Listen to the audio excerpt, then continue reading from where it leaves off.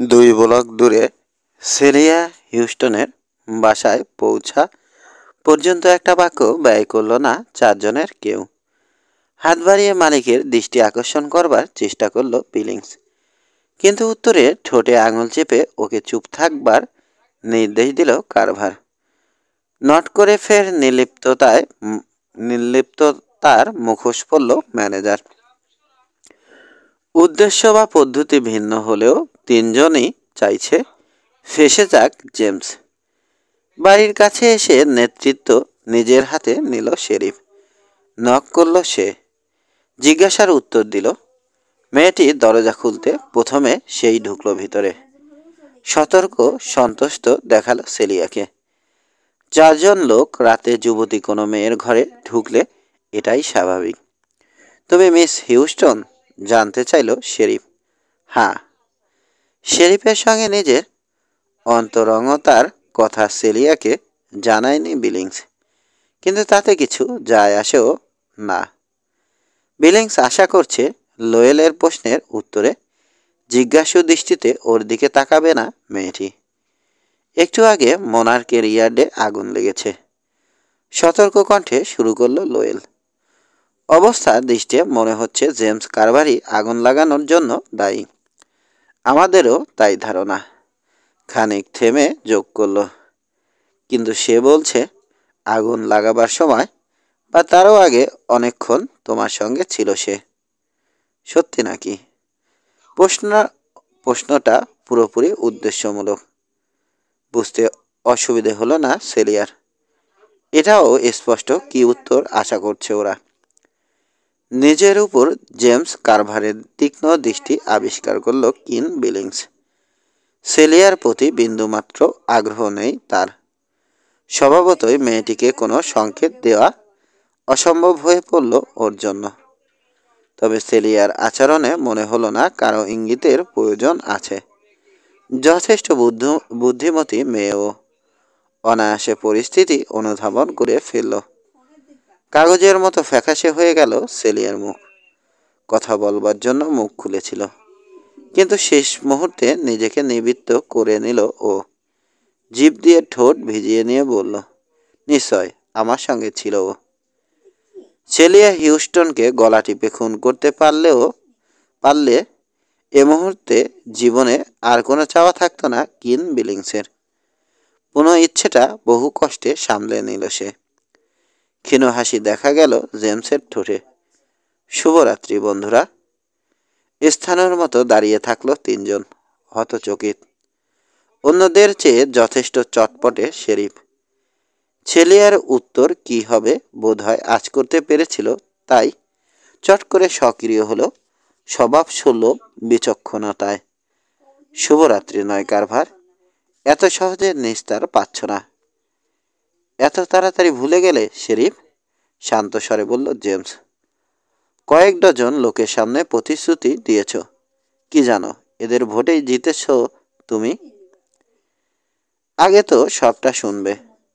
সরু গোপের নিচে ক্ষীণ হাসি দেখা গেল। যা বলতে চেয়েছি শুভরাত্রি বলবার সময় হয়নি এখনো। মোনার্কের ক্রুদের হুমকি দিয়েছ তুমি। তোমার নামে অভিযোগ করেছে ওরা।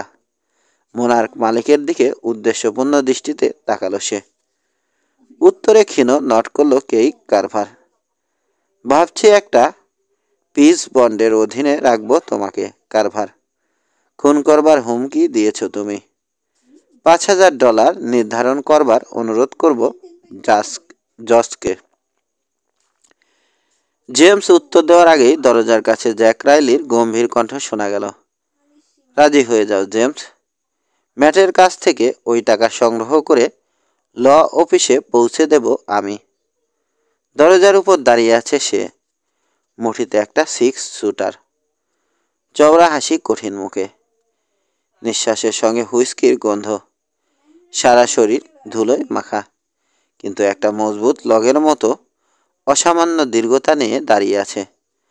কর্তৃত্ব করছে শেরিফ বা প্রভাবশালী কেই কারভারের উপস্থিতিতেও। তাহলে এই কাজে এসেছ তুমি? হালকা সুরে জেমসকে ভর্ৎসনা করল বিশাল দেহি ড্রাইভার। বুঝেছ তো একা এলে কি ফ্যাকরায় পড়তে হয়। 13 ঘণ্টাখানেক পর জ্যাক রাইলিকে সঙ্গে নিয়ে ল অফিসে পৌঁছালো জেনিফার রায়ান। সেলের ব্যাংকে বসে অলস সময় কাটাচ্ছে জেমস কারভার। বিরক্তি অনুভব করছে নিজের উপর। কি কুক্ষণে যে মোনার্কের দিকে গিয়েছিল, নইলে এই ঝামেলায় পড়তে হতো না। জেনিফার রায়ানকে দেখে রীতিমতো বিস্মিত হলো ও। মেয়েটিকে অধৈর্য দেখালেও মোটেই ভীত মনে হচ্ছে না। জেমস জানে সব কিছু বিস্তারিত বলেছে জ্যাক। কাঁধের উপর একটা লাল শাল জড়িয়েছে জেনি। কয়েক গোছা সোনালি চুল নেমে এসেছে কপালে। বাইরের কামরায় শেরিফের সঙ্গে কিছুটা উত্তপ্ত বাক্য বিনিময় হয়েছে ওর। এত জলদি জেমস কারভারকে ছেড়ে দিতে হচ্ছে বলে যেন কিছুটা দুঃখই পেয়েছে লোয়েল। সম্ভ্রান্ত মহিলার মতো আত্মবিশ্বাসী নিশ্চিত পদক্ষেপে ল অফিসে ঢুকলো জেনিফার। সরাসরি শেরিফের ডেস্কের দিকে এগোলো। টেবিলের উপর ক্যানভাসের ব্যাগ নামিয়ে রেখে সেলের ভিতরে আটকে রাখা জেমসের দিকে তাকালো। দেরি করবার জন্য দুঃখিত জেমস। ব্যাংকার মিস্টার শকে ঘুম থেকে জাগাতে হয়েছে কিনা, নগদ টাকা পেতে ম্যাটের নোটের সঙ্গে সঙ্গে চায়না রয়ের চুক্তিটাও দেখাতে হয়েছে তাকে। তারপর শেরিফের দিকে ফিরল।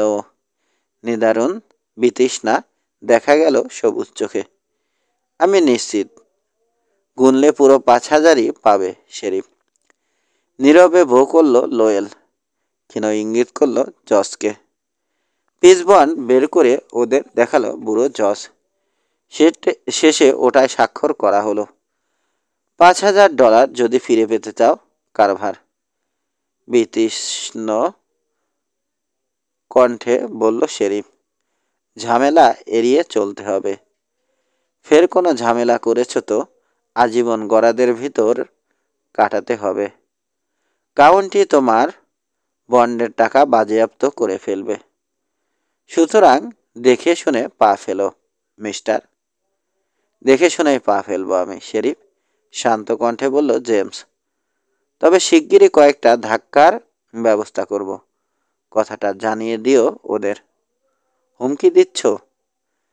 সহাস্যে জানতে চাইল লোয়েল। যা ইচ্ছে ভেবে নাও। জেনের একটা বাহু চেপে ধরে ল অফিস থেকে বেরিয়ে এলো জেমস। হাজারো প্রশ্ন ভিড় করেছে জেনির মনে। জিজ্ঞেস করতে ইচ্ছে করছে। ভোরে চায়না বয়ের উদ্দেশ্যে যাত্রা করবার পর আর জেমসের সঙ্গে দেখা হয়নি ওর। জ্যাকের কাছে সব কিছু শুনে অস্থির হয়ে আছে ও। বুঝতে পারছে না চুক্তি হওয়ায় খুশি হওয়া উচিত নাকি কিছু টাকা অযথা খরচ হলো বলে হতাশ হওয়া উচিত। ল অফিস থেকে বেরোনোর সময় পলকের জন্য জেমসের দিকে তাকালো। পুরুষটির মুখভঙ্গি দেখে বুঝতে পারল প্রশ্ন করা ঠিক হবে না, অন্তত এখনই। চারপাশের ভিড় আলগা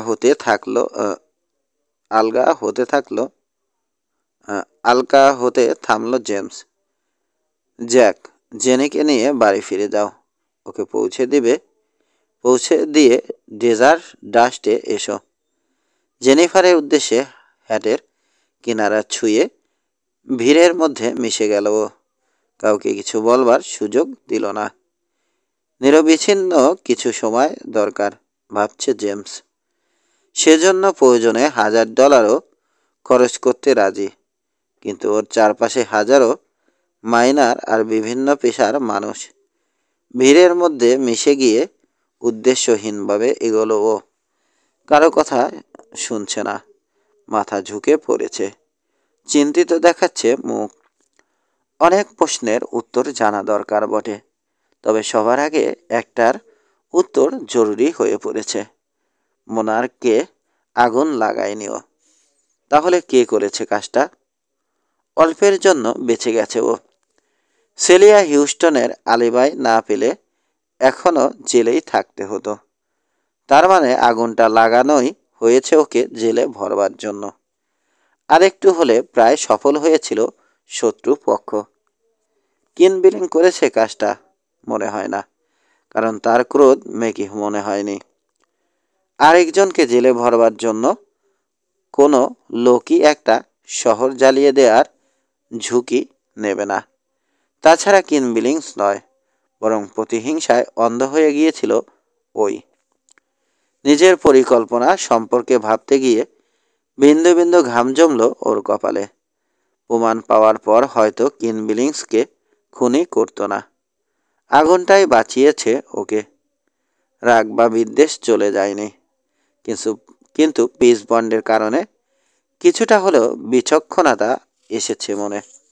কিন্তু সেটাও খুব স্বস্তিকর ব্যাপার নয়। তিক্ত হাসি ফুটল জেমসের ঠোঁটে। মাকড়সার জালে মাছির মতো আটকা পড়েছে ও। সরু একটা সুতায় কোনো রকমে টিকে আছে।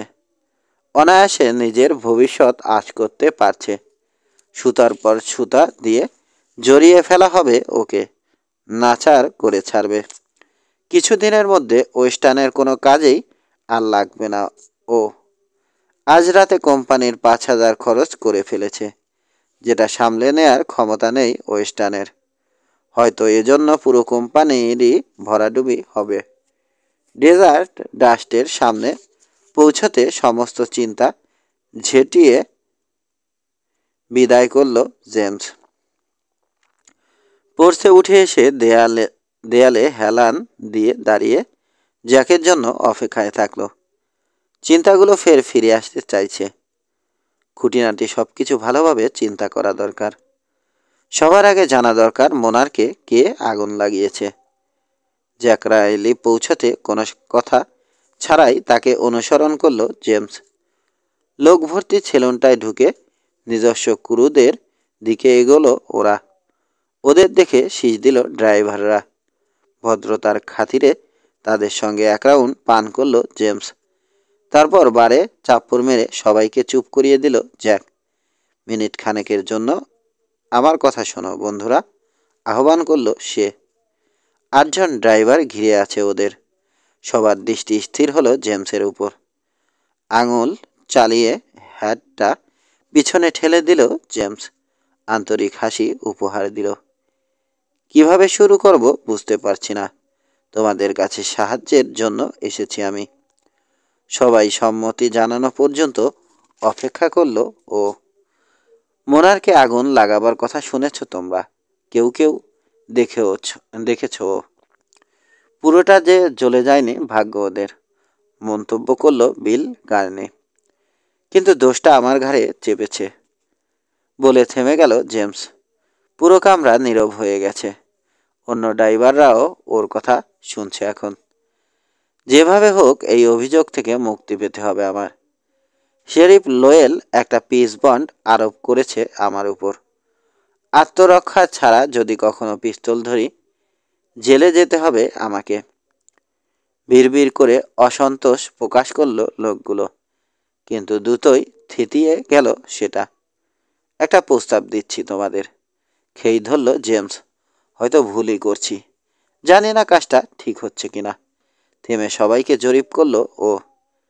কেউ যদি মোনারকে আগুন লাগানোর কথা স্বীকার করে, তাকে নিরাপদে শহর ছেড়ে চলে যাওয়ার নিশ্চয়তা দিচ্ছি আমি। শেরিফ ওকে ছুঁতে পারবে না। সমুদ্র উপকূল পর্যন্ত পৌঁছে দেব তাকে। তাছাড়া $100 পাবে সে। ফের পুরোপুরি নীরব হয়ে গেল সেলুন। পরস্পরের দিকে তাকালো ড্রাইভাররা। অনেকক্ষণ একটা কথাও বলল না কেউ। শেষে মুখ খুলল বিল গার্নি। না জানলেই কি নয় জেমস। ধরে নিচ্ছি কেউ হয়তো আজকের ঘটনার প্রতিশোধ হিসেবে কাজটা করেছে, শান্ত স্বরে বলল জেমস। তারপরও ওর পরিচয় জানতে হবে, নইলে ওর কারণে ফাঁসি হয়ে যাবে আমার। কেন? পিস বন্ডের কারণে ভবিষ্যতে মোনারকে যাই হোক না কেন, দায়টা আমার ঘাড়ে চাপাবে শেরিফ। মোনার্ক তো এমনিতেই লেগে আছে আমাদের পেছনে। এবার বিভিন্ন ছুতোয় উস্কে দিতে চাইবে যাতে একটা ভুল করি আমরা। বন্ডের কারণে আমার হাত পা বাঁধা। চাইলেও মোনার্কের বিরুদ্ধে কোনো ব্যবস্থা নিতে পারবো না আমি। শুধু বন্ডের কারণে বয়েজ। ইচ্ছে করলেও পাল্টা আঘাত করতে পারবো না ওদের। অথচ বন্ড না থাকলে যে কারো মতো 16 আনা অধিকার থাকতো আমার। যে লোক মোনারকে আগুন লাগিয়েছে আসলে আমাদের কারো উপকার করছে না, সে না নিজেকে সাহায্য করছে, না আমাকে বা তোমাদের, বরং যতদিন না ও স্বীকার করছে ততদিন পর্যন্ত মুক্তি নেই আমার। ওকে দোষ দিচ্ছি না আমি, এটাও চাই না যে সেজন্য ওর কোনো শাস্তি হোক। একে একে 8জন ড্রাইভারের কঠিন মুখে দৃষ্টি চালালো জেমস। ওর প্রতি কোনো ক্ষোভও নেই আমার। আজ হয়তো ওই জিম রাফের ওয়াগনটা চালাতে পারত আমার জায়গায়। হয়তো এজন্যই ক্ষেপে গিয়ে মোনারকে আগুন লাগিয়েছে সে। মানুষ মাত্রই প্রতিবাদ বা লড়াই করে, নইলে মানুষই নয় সে। তারপরও ইঞ্চি ইঞ্চি করে আসলে আমাকে ফাঁসির দিকে ঠেলে দিচ্ছে সে। কেউ কথা বলতে চাও? নীরবতা। ধরে নিচ্ছি কারো কিছু বলবার নেই। খানিক অপেক্ষার পর বলল জেমস, বেশ, তোমাদের কাছে একটা ফেভার চাইছি আমি বয়েস, বলে যাও। মোনারকে হারিয়ে দেওয়ার কোনো ধারণা যদি কারো মাথায় আসে তাহলে নিজে কিছু না করে আমাকে জানিও। একসঙ্গে মোনার্কের মোকাবেলা করব আমরা। বারকিপকে সকালে বিল পাঠিয়ে দেওয়ার অনুরোধ জানিয়ে বেরিয়ে এলো জেমস। হতাশ, বিভ্রান্ত বোধ করছে ও। জানে ক্রুরা পছন্দ করে ওকে, সবাই ওর প্রতি বিশ্বস্ত, সমীহ করে ওকে। এদের কেউ যদি অপরাধী হয়ে থাকে হয়তো অফার গ্রহণ করবে, কিন্তু কেউই মুখ খোলেনি, তাই প্রশ্নটার উত্তরও পাওয়া যায়নি। মোনারকে আগুন লাগিয়েছে কে? ম্যাট বা জেনিফারের মুখোমুখি হওয়ার চিন্তা করতেও তিক্ত অনুভূতি হচ্ছে ওর। অনুভূতিটা প্রায় ঘৃণা করছে। তস্ত পায়ে সিঁড়ি ভেঙে উপরে উঠল ও। লিভিং রুমে জেনিকে দেখে হ্যাট খুলে উইশ করলো। ম্যাট কেমন আছে? তোমার জন্য অপেক্ষা করছে। ম্যাটের কামরায় ঢুকলো জেমস। হাসি নেই ওয়েস্টার্ন মালিকের মুখে, গম্ভীর দেখাচ্ছে। বসো, সব খুলে বলো তো, অধৈর্য সুরে অনুরোধ করলো সে। কটে শরীর ডুবিয়ে দিল জেমস। হাসবার চেষ্টা করলো, কিন্তু নিজেও বুঝতে পারছে হাসিটা বিকৃত হয়ে গেছে। জিম রাফকে মাতাল অর্ধচেতন অবস্থায় পাওয়া থেকে শুরু করে ব্রেক লেবার ভাঙা পর্যন্ত বলল। তবে কার ওয়াগনের ব্রেক ভেঙেছে তা বলল না। তোমার ওয়াগনের ব্রেক লেভার ভেঙে গিয়েছিল, মাঝখানে ওকে বাধা দিল ম্যাট। জ্যাক বলেছে আমাদের। মোনারকে আগুন লাগা কিভাবে ওকে অভিযুক্ত করতে চেয়েছিল বিলিংস, এবং সেলিয়া হিউস্টনের অ্যালিবাই দেওয়ার কথা জানালো জেমস। পিসবন্ড সম্পর্কে জানে ম্যাট, তাই ড্রাইভারদের উদ্দেশ্যে ওর দেওয়া প্রস্তাবের কথাও জানালো। ওর ধারণা ছিল সব শুনে চিন্তিত হয়ে পড়বে ম্যাট রায়ান, কিন্তু ম্যাটের প্রতিক্রিয়া দেখে বিস্মিত হলো। একেবারে নিষ্পৃহ দায়সারা শোনালো কণ্ঠ। তাহলে সেলিয়া হিউস্টন অ্যালিবাই দিয়েছে তোমার পক্ষে? ওর বাসায় গেছে বলেই রক্ষা? মাথা ঝাঁকালো জেমস।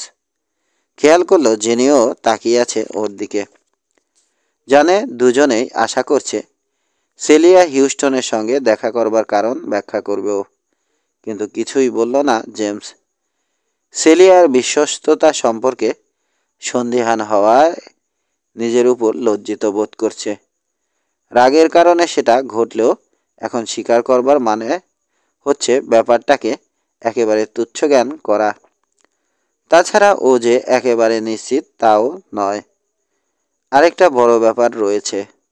ওর ধারণা পরে যদি ভুল প্রমাণিত হয় তাহলে কারো ক্ষমাই পাবে না, নিজেকেও ক্ষমা করতে পারবে না।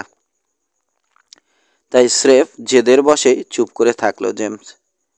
ম্যাট রায়ানের কৌতূহলী প্রায় অসন্তোষ মাখা দৃষ্টি দেখেও ভ্রুক্ষেপ করল না। একসময় হাল ছেড়ে দিয়ে দৃষ্টি ফিরিয়ে নিল ম্যাট।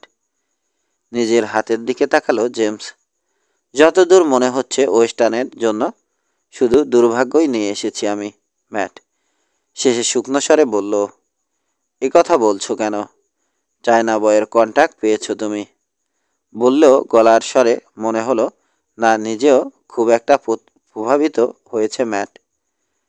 যা সে উল্লেখ করেনি তা হচ্ছে $5,000 অপচয় হয়েছে। জেমসের ফিস বন্ডের বিপরীতে প্রায় মরিয়া হয়ে টাকাটা সংগ্রহ করতে হয়েছে। পেয়েছি, কিন্তু লাভের অর্ধেক খেসারত দিয়েছি আমার কারণে। তিক্ত শোনালো জেমসের কণ্ঠ। তুমি না থাকলে কন্ট্যাক্ট পেতামই না আমরা। আস্থা প্রকাশ পেল জেনের কণ্ঠে। মাথা নাড়ল জেমস। আসল অবস্থার হেরফের হচ্ছে না তাতে। চায়না বয়ের টাকা দিয়ে নতুন ওয়াগন কিনতে পারতাম আমরা। হালকা ওয়াগন, যাতে ছোটোখাটো কাজে বিশাল স্প্রিং ওয়াগন ব্যবহার করতে না হয়। এখন ঠিক যতটা দরকার পিস বন্ডের টাকা দিতে হলেও বলে ততটা কিনতে পারবো না আমরা। তাছাড়া আরেকটা ব্যাপার আছে। থেমে ম্যাটের দিকে তাকালো ও, কিন্তু দৃষ্টি ফিরিয়ে নিল সে। পিস বন্ডের অধীনে আছি আমি। খেই ধরল জেমস। অধৈর্য বোধ করছে। কেউ যদি আক্রমণ করে আমাকে পাল্টা মার দিতে পারবো না। নইলে বন্ডের টাকা হারাবে তুমি, আর আমি যাব জেলে। সরু নরবরে একটা দড়ির উপর দিয়ে হাঁটছি আমরা। কেউ যদি আমাকে ত্যাক্ত না করে তাহলে হয়তো কাজটা শেষ করতে পারবো, কিন্তু নিশ্চিত থাকতে পারো চুপ করে থাকবে না মোনার্ক। অথচ পাল্টা লড়াই করতে পারবো না আমরা। কিছুক্ষণের জন্য ভাই বোন কেউই কথা বলল না। জেমস যা বলেছে এটাই হচ্ছে আসল পরিস্থিতি, সবাই জানে ওরা। নতুন ইয়ার্ডের কাজ মাত্র অর্ধেক শেষ হয়েছে। খুব দ্রুত লোকবল আর ব্যবসা বাড়িয়েছে ওরা, কিন্তু প্রয়োজনীয় রসদ বা মালপত্র নেই। শেষ পর্যন্ত হয়তো সব কিছু উতরে যেতে পারবে ওরা, কিন্তু সম্ভাবনা একেবারে ক্ষীণ। এখন আর তোমাদের কোনো কাজে আসবো না আমি। উঠে দাঁড়াল জেমস। ফেটিং ব্যবসার কিছুই জানি না, যা করছি সেফ আন্দাজের উপর। সব কিছু গুলিয়ে ফেলছি ক্রমশ। আমার মতো অচিরেই ওয়েস্টার্নও ফেসে যাবে। জেনিকে পাশ কাটিয়ে দ্রুত লিভিং রুমে চলে এলো ও। হ্যাট তুলে নিয়ে দরজার দিকে এগোলো। বেরিয়ে এসে পিছনে দরজা বন্ধ করতে যেতে টের পেল ওপাশ থেকে নব টেনে ধরেছে জেনি রায়ান। নব ছেড়ে দিল জেমস। ল্যান্ডিংয়ে ওর পাশে এসে দাঁড়ালো জেনি। জেমস, তুমি কি আমাদের ছেড়ে যাচ্ছ? নিচু স্বরে জানতে চাইল মেয়েটি। না, নিষ্ফেয় স্বরে উত্তর দিল জেমস। ওই সরু দড়ির উপরই নির্ভর করতে হবে আমাকে, কিন্তু চায়না বয় কন্ট্যাক্টটা আছে আমাদের। অসহিষ্ণু স্বরে বলল জেনি। যথেষ্ট টাকা পাবো আমরা, যেভাবেই হোক চালিয়ে নিতে পারবো। আজকে আগুন লাগবার পর মোনার্ক হয়তো ভয় পেয়ে আর ঘাটাতে আসবে না। ভাববে আমাদের ড্রাইভারদের কেউ খেপে গিয়ে কাজটা করেছে। আলতো হাতে জেমসের বাহু স্পর্শ করল ও। এটা কি যথেষ্ট নয়? অন্তত চেষ্টা করবার জন্য হয়তো। এ পর্যন্ত যেভাবে পেরেছ আমাদের টেনে নিয়ে এসেছ তুমি একা। ক্লিষ্ট হেসে বলল জেনি। এখন নিশ্চয় সব ছেড়ে দিচ্ছ না? ম্যাট বিছানায় পড়ে থাকা অবস্থায় কিভাবে এসব সামাল দেব আমি? কেবল ওই ব্যবসাটা বোঝে ভালো মতো, জানে কিভাবে ঝামেলা এড়াতে হয়। এমনকি ও সুস্থ থাকলে মোনারকেও হারিয়ে দিতে পারত, কিন্তু আমি সম্ভব নয় আমার পক্ষে।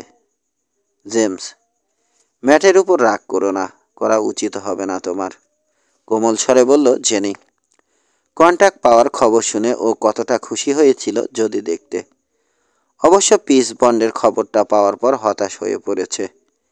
কাল হয়তো হতাশা কাটিয়ে উঠবেও, সব কিছু ঠিক হয়ে যাবে। কিন্তু এখন অধৈর্য, অসন্তুষ্ট হয়ে আছে আমার উপর জেনি। ওর মুখ দেখে স্পষ্ট বুঝেছি এর সব কিছু কিন্তু হতাশা নয় জেমস, বোঝনি তুমি? কি? সেলিয়া হিউস্টনের কারণে। মেয়েটির দিকে ফিরল জেমস। অপরূপ মুখটা দেখবার চেষ্টা করল, কিন্তু অন্ধকারে কিছুই দেখতে পেল না। সেলিয়া হিউস্টনের কারণে ফাঁকা স্বরে জানতে চাইল ও। আমি নিশ্চিত সেলিয়াকে ভালোবাসে ম্যাট। জ্যাক যখন জানালো আগুন লাগবার সময় সেলিয়ার সঙ্গে ছিলে তুমি, দারুণ ক্ষেপে গিয়েছিল ও। ওর রাগ বা হতাশার মূলে আছে ঈর্ষা। ভেবেছে সেলিয়াকে পটানোর চেষ্টা করছো তুমি, তাই? নিঃশব্দে হেসে উঠল জেমস, কিন্তু জেনি তা দেখতে পেল না। সেলিয়ার সঙ্গে দেখা করবার আসল কারণটা জানলে ভুল ভেঙে যাবে ওর। সব কিছু দেখবে আগের মতো স্বাভাবিক হয়ে। জেনেও কারণটা জানতে চাইছে, বুঝতে পারল জেমস, কিন্তু কিছু বলল না ও। কিভাবে বলবে? গ্যারাকলে পড়ে গেছে। ম্যাট যেহেতু সেলিয়াকে ভালোবাসে, কোনোভাবেই বলবার উপায় নেই যে দুর্ঘটনার সঙ্গে মেয়েটা জড়িত থাকতে পারে। ভেবে সন্দেহ নিরসন করতে গিয়েছিল ও। সত্যি কথা বলবার চেয়ে তাকে ঈর্ষাকাতর করে রাখায় সেও। কারণটা আপাতত ওর না জানাই ভালো। দীর্ঘ নীরবতার পর বলল ও। দীর্ঘ একটা নিঃশ্বাস টানল জেনি। স্পষ্ট শুনতে পেল জেমস। তারপর মেয়েটির রুদ্ধ কণ্ঠ কানে এলো। আমি দুঃখিত জেমস, জঘন্য একটা ভুল করেছি। স্যান হয়ে গেল স্বর। লজ্জা আর অপরাধ বোধে বুঝে এসেছে। জানতাম না তুমি ওকে পছন্দ করো, সত্যি জানতাম না আমি। কিন্তু দয়া করে অবস্থাটা এর চেয়ে খারাপ করো না জেমস। আমি সত্যিই দুঃখিত। অনুরোধটা ফিরিয়ে নিচ্ছি। দীর্ঘ শোনালো ওর কণ্ঠ, কিন্তু কিছুটা যেন হতাশাও মিশে থাকলো সঙ্গে। ধরতে পারল না জেমস। তারপরও থাকছো তুমি, তাই না? যদি আমাকে চাও তোমরা, আমি চাই। বলে আর দাঁড়ালো না জেনি, ভিতরে ঢুকে পড়ল। একই জায়গায় দাঁড়িয়ে থাকলো জেমস, গাল বকছে নিজেকে। অন্ধকার ওয়াগন ইয়ার্ডের দিকে তাকিয়ে আছে শূন্য দৃষ্টিতে। একের পর এক ভুল করছে ও। অতীতের সব দুর্ভোগের পর এখন অস্বস্তিকর একটা পরিস্থিতি সৃষ্টি হয়েছে। জেনে ভাবছে সেলিয়ার প্রেমে পড়েছে ও। থেকে যেতে রাজি হয়েছে বলে রীতিমতো আফসোস হচ্ছে এখন। কেন চলে যাচ্ছে না সে? এদেরকে একা থাকতে দিচ্ছে না, কিন্তু জানে চলে যেতে পারবে না সে। যাওয়ার ইচ্ছেও নেই। ক্ষুব্ধ মনে বাড়ির ভিতরে ঢুকলো জেমস। আরও তিক্ততার জন্য নিজেকে তৈরি রাখবার সিদ্ধান্ত নিল। আরও তিক্ততার জন্য নিজেকে তৈরি রাখবার সিদ্ধান্ত নিয়েছে। 14। ওয়েস্টার্ন ফেইটের দোতলার কোয়ার্টারে নিরানন্দ পরিবেশ। হতাশা, ঈর্ষা, ক্ষোভ আর পরাজয়ের অনুভূতিতে নাকাল হচ্ছে দুই পুরুষ। খেয়াল করেছে জেনিফার রায়ান। সকালে নাস্তা সেরে নতুন ওয়াগন ইয়ার্ডে চলে গেছে জেমস কারভার। ম্যাটের মতো সেও গম্ভীর ছিল সারাক্ষণ। মামুলি দু এক কথা বিনিময় হয়েছে। পরিবেশটা অস্বস্তিকর, অসহ্য মনে হচ্ছে জেনির কাছে। দৃশ্যত সেলিয়া হিউস্টনের প্রতি আগ্রহী জেমস। চায়না বয়ের কন্ট্যাক্ট পাওয়ার পর প্রথমে সেলিয়ার কাছে গেছে সে। সত্যটা তিক্ত অনুভূতি এনে দিল জেনির মনে। একসময় মনে হয়েছিল শুধু ওর কারণেই ওয়েস্টার্নের সঙ্গে লেগে আছে জেমস কারভার, কিন্তু গতরাতে পরিষ্কার হয়ে গেছে সব কিছু। সেলিয়ার প্রতি আগ্রহের কথা অস্বীকার করেনি জেমস, কিন্তু কাজে গাফলতি নেই তার, ভাবছে জেনি। প্রায় একাই সব কিছু সামাল দিচ্ছে। না, জেমসের জন্য কিছুই করেনি ওরা। সমস্ত ঝামেলা একাই সয়েছে সে। দূরে থেকে নীরবে তাকে লড়াই করতে দেখেছে ওরা। আচমকা একটা সিদ্ধান্তে পৌঁছলো জেনি। তৈরি হয়ে ম্যাটের কামরায় চলে এলো। দেখলো শূন্য দৃষ্টিতে জানালার দিকে তাকিয়ে আছে সে। কিছু কেনাকাটা করতে হবে, বলল, ফিরতে দেরি হবে না। ঝুঁকে ভাইয়ের কপালে চুমো খেলো ও। ক্ষীণ হেসে ওর হাতে মৃদু চাপ দিল ম্যাট। বেরিয়ে এলো জেনি, কিন্তু কেনাকাটা করলো না ও, বরং কসমোপলিটন হাউজে এলো। ডেস্কে কারভারের কামরার নম্বর জেনে দোতলায় চলে এলো। বিলাসবহুল সুইটের আলিশান স্টাডিতে ওকে নিয়ে এলো চীনা ভৃত্য। ডেস্কে বসে কাজ করছিল কারভার। পদশব্দে চোখ তুলে তাকালো। দ্রুত উঠে এলো সে, চোখে বিস্ময়। মিস্টার কারভার, আমি জেনিফার রায়ান, ম্যাট রায়ানের বোন। জানি, মাথা ঝুঁকিয়ে বউ করল সে। তারপর একটা চেয়ার নির্দেশ করলো। বসো ম্যাম। কেইক কারভারের বৃত্ত দেখে বা নিপাট ভদ্রতায় ধাঁধায় পড়তে রাজি নয় জেনি। ডেস্কের উল্টো দিকে সাধারণ একটা চেয়ারে বসলো। কিছু সময়ের জন্য নিজেদের নামগুলো ভুলে যেতে পারি আমরা। সহাস্যে শুরু করলো জেনি। সাধারণ মানুষের কাতারে নেমে আসতে পারি আমরা। শুনছি আমি মিস রায়ান, নিষ্প্রিয় ঠান্ডা স্বরে বলল কারভার। মোনার্ক আর ওয়েস্টার্ন অযথায় পরস্পরের পিছু লেগে আছে। এই শত্রুতার শেষে কি আছে কখনো ভেবে দেখেছ? ভাববার প্রয়োজন পড়েনি কখনো। কেউই আমরা জিততে পারবো না, শেষ হয়ে যাব দুই পক্ষ। রক্ষা পাওয়ার একটা ওষুধ আছে তোমার কাছে, তাই তো বলবে? ক্ষীণ হাসি দেখা গেল কারভারের ঠোঁটে, বিদ্রুপ আর তাচ্ছিল্য মেশানো। পিউতের আশেপাশে মোট 21টা খনি আছে। কেন ওগুলোকে ভাগ করে নিচ্ছি না আমরা? অর্ধেক মোনার্কের, অর্ধেক ওয়েস্টার্নের। কিছুক্ষণ পলকহীন দৃষ্টিতে তাকিয়ে থাকলো কারভার। নিষ্প্রিয় দেখাচ্ছে মুখ। দু কথা শুনিয়ে মেয়েটাকে বের করে দিলে কেমন হয়? জেনিফার রায়ানের আত্মবিশ্বাসী অকপট চাউনি আর দীর্ঘ কণ্ঠ সতর্ক করল ওকে। উহু, শিয়ানা মেয়ে। এর সঙ্গে লাগতে গেলে পরে হয়তো বিপদে পড়তে হবে। আমার ধারণা সেটা একেবারেই অসম্ভব, শেষে মাথা নেড়ে বলল সে। তার মানে লোকজনকে খুন হতে দেখে আনন্দ পাও তুমি? জেনিফার রায়ানের তীক্ষ্ণ দৃষ্টি অস্বস্তি ধরিয়ে দিল কারভারের মনে। একটা কানের লতি ধরে টানল সে। মনে মনে উপযুক্ত উত্তর হাতড়ে বেড়াচ্ছে। জানে লাল হয়ে উঠেছে মুখ। সেজন্য নিজের উপর ঘৃণা হচ্ছে তার। রায়ানদের কাউকে জানতে দেওয়ার ইচ্ছে নেই যে ওর ইস্পাত দীর্ঘ মনোবলেও চিত ধরতে পারে। বাচ্চা ছেলের মতো কানের লতি ধরে টানছে। টের পাওয়ার পর দ্রুত হাত নামিয়ে ফেলল সে। নির্লিপ্ত তার মুখোশটা ফিরে এলো মুখে। মিস রায়ান, তোমার মতোই অযথা হিংস্রতা পছন্দ করি না আমি, কিন্তু উপায় নেই। তুমিই সব ঝামেলা তৈরি করছো। শীতল স্বরে অভিযোগ করল জেনি।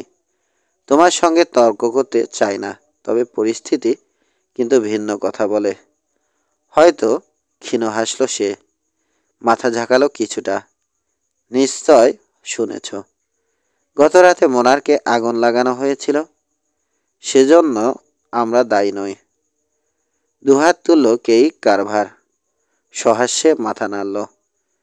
আমার তো মনে হয় ম্যাট রায়ান আর আমার ভাতিজা নির্জলা কিছু সত্য তোমাকে বলেনি মিস রায়ান। আমার প্রস্তাবটা তাহলে ন্যায্য মনে হয়নি তোমার? ন্যায্য মানে কি?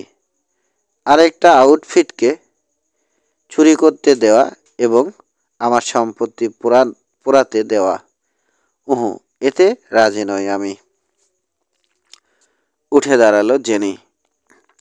লোকটির নির্লজ্জ বিদ্বেষ জ্বালা ধরিয়ে দিয়েছে মনে। বুঝতে পারছে খুব সহজে মেজাজ খারাপ হয়ে যেতে পারে লোকটার। ও নিজেও ধৈর্য হারাচ্ছে, কিন্তু পরোয়া করল না। একটা কথা না বলে পারছি না মিস্টার কারভার। এরই মধ্যে জেমসকে যথেষ্ট ত্যক্ত করেছ তোমরা। হয়তো লড়াই পছন্দ করে না ও, তবে লড়াই এলে পিছিয়েও যায় না। অস্ত্র তুলে নিতে বাধ্য করো না ওকে, তাহলে কিন্তু দারুণ ভুল করবে। গুলির জবাব গুলি দিয়ে দেবে ও। ফিসবন্ডের কথা ভুলে গেছো বোধ হয়, বরং তুমি ভুলে বসে আছো, তপ্ত স্বরে বলল জেনি। বুঝতে পারছো না জেমস যখন ফিসবন্ড ভাঙবে স্রেফ খুন হয়ে যাবে তুমি। ঝটিতে ঘুরে দাঁড়ালো ও। করিডরে এসে দেয়ালের সঙ্গে হেলান দিয়ে দাঁড়িয়ে দুহাতে মুখ ঢেকে ফেলল। মেজাজ হারিয়েছে ও। হুমকি দিয়েছে কারভারকে, কিন্তু কিসের জন্য? কেইক কারভার নিশ্চয় হাসছে। সিঁড়ি হয়ে নিচে নেমে এলো ও। নিজেকে কিছুটা হলেও সামলে নিয়েছে ততক্ষণে। হতাশা বা কেইক কারভারের প্রতি বিতৃষ্ণা কোনোটাই সহজে দূর হওয়ার নয়। কেইক কারভারের মধ্যে তীব্র ঘৃণা দেখেছে ও। বাড়ি ফিরে লিভিং রুমে টেবিলের উপর প্রথম যে জিনিসটা দেখতে পেল সেটা হচ্ছে সেলিয়া হিউস্টনের হ্যাট। দরজা আটকানোর পরপরই ম্যাটের কণ্ঠ শুনতে পেল জেনি। জেনি, এদিকে এসো, রাগে তপ্ত কণ্ঠে ডাকল সে। ম্যাটের রুমে ঢুকলো ও। বিছানার পাশে একটা চেয়ারে বসে আছে সেলিয়া হিউস্টন। চোখে রুমাল চেপে ধরে আছে মেয়েটা, কাঁদছে। ম্যাট রায়ানের মুখে ক্ষোভ, জ্বলছে চোখ দুটো। দুজনের উপর কৌতূহলী দৃষ্টি চালালো জেনি। ক্ষুধার দোহাই, কি হয়েছে তোমাদের? শুধু শুনে যাও, গম্ভীর স্বরে বলল ম্যাট। জেমস কেন সেলিয়ার বাসায় গিয়েছিল এ নিয়ে দুজনে জল্পনা কল্পনা করেছি আমরা। শুনবে কারণটা? জিম রাফের নাম প্রস্তাব করায় সেলিয়াকে অভিযুক্ত করেছে জেমস। ব্রেক লেবার ভেঙে যাওয়ার ব্যাপারটা নাকি আগে থেকে জানতো সেলিয়া। ওকে খুন করে ওয়েস্টার্নকে ধ্বংস করবার ষড়যন্ত্রের অভিযোগ করেছে। সহসা নিদারুণ স্বস্তি বোধ করল জেনি। তাহলে সেলিয়াকে পটানোর চেষ্টা করেনি জেমস। ম্যাটের প্রতিক্রিয়ার কথা ভেবে স্বীকার করেনি সে। সেলিয়ার পাশে বসে পড়ল জেনি। জড়িয়ে ধরল মেয়েটিকে। কেঁদো না সেলিয়া। মাথা গরম হয়ে যাওয়ায় একটা ভুল করেছে জেমস। চিন্তা করো আরেকটু হলে খুন হয়ে যাচ্ছিল। এ অবস্থায় যে কারো মেজাজ খারাপ হয়ে যেতে পারে। আমি নিশ্চিত পরে দুঃখ প্রকাশ করবে ও। কিন্তু ঠিক এটাই বিশ্বাস করে ও। ফের কেঁদে উঠল সেলিয়া। গত রাতে ওর সঙ্গে বেইমানি করতে পারতাম আমি। বুঝবার পরও বোধহয় আমাকে অবিশ্বাস করে ও। মনে হয় না। আমাদের কিছুই বলেনি সে। সেজন্যই তোমাদের কাছে এসেছি আমি। আমি চেয়েছি তোমরা যেন ভুল না বোঝো। ফের যদি একই অভিযোগ করে জেমস, ওর ঘাড় ভেঙে দেব আমি। শীতল স্বরে বলল ম্যাট। সেলিয়া হিউস্টনকে দেখছে সে, চোখে বেদনা আর সহানুভূতি।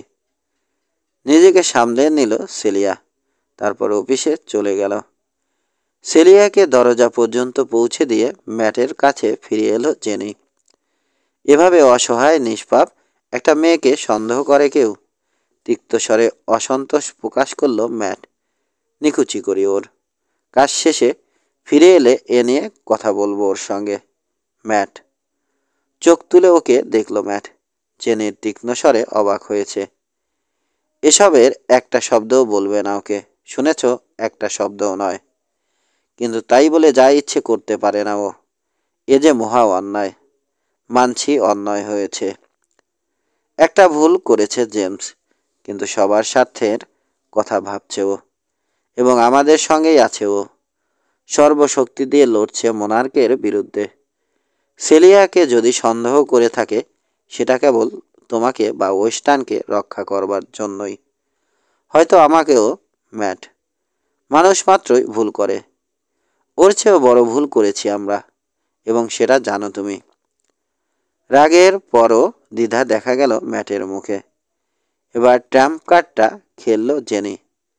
যদি এ নিয়ে ওর সঙ্গে কথা বলো ম্যাট, সান ফ্রান্সিসকোর স্টেজ ধরব আমি। সোজা বাড়ি ফিরে যাব। এছাড়া আর কিছুই করবার নেই জেমসের জন্য, ভাবল জেনি। ম্যাট সরাসরি কথা বললে পরের মুহূর্তেই চলে যাবে সে। আচমকা হেসে উঠল ম্যাট। ঠিক আছে সিস, এ নিয়ে কথা বলবো না ওর সঙ্গে। শুধু তোমাকে খুশি রাখবার জন্য। কিন্তু মনে রেখো, ব্যাপারটা একটুও পছন্দ হয়নি আমার। দুপুরে লাঞ্চের জন্য বাসায় ফেরেনি জেমস। কাগজপত্র আর হিসাব নিয়ে বসল। টের পেল চায়না বয় থেকে যে টাকা আসবে তা ওর প্রত্যাশার চেয়ে কম। খবরটা ম্যাটকে রাতে জানাবে ঠিক করেছে। তার আগে নতুন ওয়াগন কিনবার চুক্তিটা হয়ে যাক। হয়তো এরই মধ্যে নতুন কোনো ব্যবসা পেয়ে যাবে। খারাপ সংবাদগুলো তখন ততটা খারাপ মনে হবে না। রাস্তার ছোট্ট একটা রেস্তোরাঁয় খেলো ও। বারের কাছে একা দাঁড়িয়ে থাকলো দীর্ঘদেহী, বহুল ব্যবহৃত কাপড় আর জীর্ণ বুট পরা এক যুবক। সঙ্গে অস্ত্র নেই, কারণ এভাবেই নিজেকে ঝামেলা থেকে দূরে রাখবার সিদ্ধান্ত নিয়েছে। সত্যিকার ঝামেলা পিস্তল থাকলেই শুরু হয়।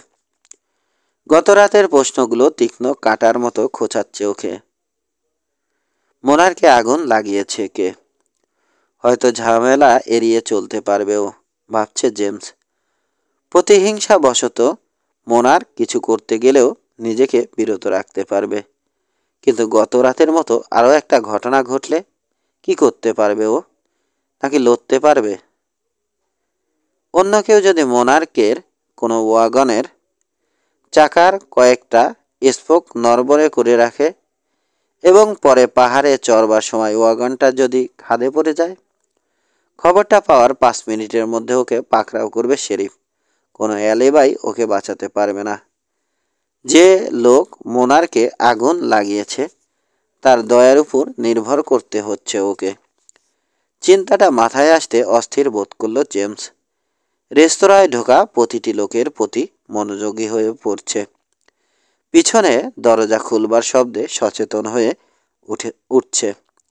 ভাবছে এখনই হয়তো ওর কাঁধে শেরিফের বিষাক্ত থাবা পড়বে। পরে সময়টা অসহ্য মনে হতে বিল মিটিয়ে রাস্তায় বেরিয়ে এলো ও। এভাবে উৎকণ্ঠা আর উদ্বেগের মধ্যে একটা সপ্তাহ থাকতে হলে যে কারো মনোবল ভেঙে যাবে, সামান্য উস্কানিতে মরিয়া হয়ে উঠবে। সামনাসামনি লড়াই করতে জানে ও, কিন্তু মিথ্যে অভিযোগের সঙ্গে লড়াই করা যায় না, যেহেতু অভিযোগটা শেষ পর্যন্ত ধ্বংস করে দেবে ওকে। একটা গর্তের মধ্যে আছে ও, কেবল অন্ধের মতোই লড়তে হবে ওকে। মূল রাস্তার একেবারে শেষে একমি ফেইটিং কোম্পানির ওয়াগন ইয়ার। এই কিছুদিন আগেও একমি ছিল মোনার্কের প্রধান প্রতিদ্বন্দ্বী। মাত্র একটা ওয়াগন এবং বিপুল উচ্চাকাঙ্ক্ষা নিয়ে পিউতে ম্যাটরায়ানের আগমনের আগের ঘটনা সেটা। এখন একমি কেবলই কেইক কারভারের লালসা আর হিংস্র বিদ্বেষের নীরব সাক্ষী। চাষার সঙ্গে প্রথম সাক্ষাতের কথা মনে পড়তে ক্ষীণ হাসল জেমস। সদম্বে একমিকে ঘুরিয়ে দেওয়ার কথা বলেছিল কারভার। এ মুহূর্তে একমি একেবারে ছোট একটা আউটফিট। গুটি কয়েক ওয়াগন আর বিস্তর দেনা আছে, কিন্তু কোনো ব্যবসা নেই। সিয়েরা নেগ্রার এখানে সেখানে বিচ্ছিন্ন প্রসপেক্টরদের আক্রিক শিপমেন্ট করে কোনো রকমে টিকে আছে ওরা। একমির ওয়াগন ইয়ার্ডে ঢুকবার মুখে রং ঝলসে যাওয়া জীর্ণ তোরণ আছে, জায়গায় জায়গায় পাথর খসে পড়েছে। এ থেকে একমির প্রকৃত অবস্থা আঁচ করা সম্ভব। বাঘ ঘুরে ইয়ার্ডের দিকে এগোলো জেমস। শূন্য একটা ওয়াগনের পাশে কয়েকজনের ভিড় দেখতে পেল। ওকে দেখে সরে গেল লোকগুলো। আড়াল থেকে বেরিয়ে এলো কিন বিলিংস। কালো স্যুট পরা এক লোকের সঙ্গে ঝগড়া করছিল এতক্ষণ। টাকার কোনো বিকল্প নেই, তপ্ত স্বরে বলছে বিলিংস। কর্নওয়াল, তুমি নিজেই প্রস্তাব দিয়েছ। তোমাদের মতো কয়েকদের সঙ্গে আর কোনো ব্যবসা নয়, অস্বাভাবিক দাম দিলেও নয়, সহাস্যে বলল স্যুট পরা লোকটা। এবার আমার চোখের সামনে থেকে দূর হও বিলিংস। নিজের কুরুদের দিকে তাকালো সে। ড্রাইভারদের ভিড়ে মিশে থাকা জেমসকে দেখতে পেল। পরিস্থিতি দেখে মিটিমিটি হাসছে জেমস। একমি মালিকের উদ্দেশ্যে নট করল, তারপর বিলিংসের দিকে ফিরল। মিস্টার কর্নওয়ালের সঙ্গে ব্যবসায়িক আলাপ আছে আমার। দয়া করে যদি বিদায় হও, নিশ্চিন্তে শুরু করতে পারি। জেমসকে দেখতে না পেলেও কিছু একটা আঁচ করেছে বিলিংস। ঝট করে ঘুরল সে, দেখতে পেল জেমসকে। বিষাক্ত দৃষ্টিতে তাকিয়ে থাকলো। দীর্ঘ চোয়াল কঠিন হয়ে গেছে। ও ওয়াগনের সঙ্গে হেলান দিল সে। বাঁকা হয়ে গেছে ঠোঁটের কোণ। তাহলে একাট্টা হয়ে গেছো তোমরা? বেশ কর্নওয়াল, বুঝতে পারছি অল্পতে খাই মিটতে খাই মিটবে না তোমার। ওয়েস্টার্ন যা অফার করবে প্রতিটি ওয়াগনের জন্য তার চেয়ে $50 বেশি দেব আমরা। তার আগে ওগুলো পোড়াবো আমি। অসন্তোষ ঝরে পড়ল লোকটির কণ্ঠে। তোমার নোংরা চাল এখানেও কাজে আসছে না বোধ হয় বিলিংস। চাপা স্বরে জানতে চাইল জেমস। তীব্র খিস্তি করল মোনার্ক ম্যানেজার। হেসে উঠল ড্রাইভাররা। জেমসও হাসছে। দেখল রাগে কুৎসিত হয়ে গেছে বিলিংসের মুখ। শরীর সোজা করে দাঁড়ালো সে। এগিয়ে এলো 2 কদম। ঝামেলা করো না কারভার, তোমাকে আগে থেকে সমাধান করছি। স্যান হয়ে গেল জেমসের হাসি। তোমার সঙ্গে কোনো ঝামেলায় যাব না আমি বিলিংস, চলে যাও। আচমকা হেসে উঠল সে। সন্দেহ আছে আমার। একটা ফাইটে তোমাকে র আউট করতে পারলে দারুণ লাগবে আমার কারভার। তারপর পিস বন্ড ভাঙবার কারণে তোমাকে জেলে ঢুকতে দেখলে কি যে আনন্দ পাবো। কি করলে ফাইট করবে? তেমন কিছু তোমার জানা নেই, হেসে বলল জেমস। তীক্ষ্ণ হয়ে উঠল বিলিংসের দৃষ্টি। ভাবছে কি যেন। বেজন্মা। মাথা নাড়ল জেমস। এর চেয়েও বেশি কিছু দরকার হবে। আমার মায়ের বিয়ের লাইসেন্স দেখেছি আমি। উচ্চ স্বরে হেসে উঠল ড্রাইভাররা। দারুণ মজা পেয়েছে বিলিংসের চেষ্টা বিফলে যেতে দেখে। ফের খিস্তি করল বিলিংস। দেখলো এখনো হাসছে জেমস। আচমকা গম্ভীর হয়ে গেল মোনার্ক ম্যানেজার। বুঝতে পারছে হাসির পাত্রে পরিণত হয়েছে। জেমসকে ঘিরে পুরো এক চক্কর দিল সে। মাপছে সাবধানী চাউনিতে। ভাবছে চান্সটা নেবে কিনা। তারপর নিচু কিন্তু স্পষ্ট স্বরে ঘোষণা করলো, জেনিফার রায়ানের কাছে কিন্তু কোনো লাইসেন্স নেই, আছে নাকি? মুহূর্তে চুপ হয়ে গেল সবাই। টু শব্দ করছে না কেউ। জেমসের উপর স্থির হয়ে আছে ড্রাইভারদের দৃষ্টি। গম্ভীর হয়ে গেছে জেমস। হাসি মুছে গেছে মুখ থেকে। সেটাই তো স্বাভাবিক, শেষে বলল। জেনিফার রায়ান বিয়ে করেনি, কিন্তু লাইসেন্স ছাড়াই দিব্যি। কথাটা শেষ হওয়ার আগেই তাকে আঘাত করলো জেমস। ওয়াগনের চাকার উপর আছড়ে পড়ল মোনার্ক ম্যানেজার। জেমস নিজেও জানে না কখন আঘাত করেছে। প্রচণ্ড রাগে কাঁপছে ওর শরীর। তারপরও জানে মারাত্মক একটা ভুল করে ফেলেছে।